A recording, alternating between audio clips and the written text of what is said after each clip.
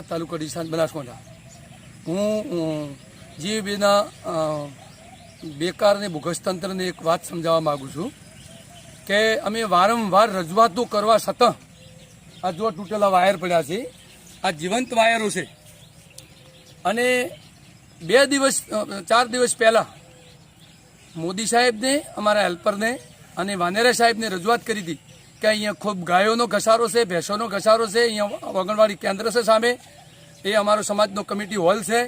અહીંયા વિદ્યાર્થીઓનો રસ્તો છે, અહીંયા ગામના લોકો દૂધ ભરાવા બે ટાઈમ ચાલે છે અને આ વાયરો તૂટશે, આ બધી જાળી છે, આ જાળીઓમાં વાયરો ફસાઈ જલ પડ્યા છે, તમે કંઈક કરો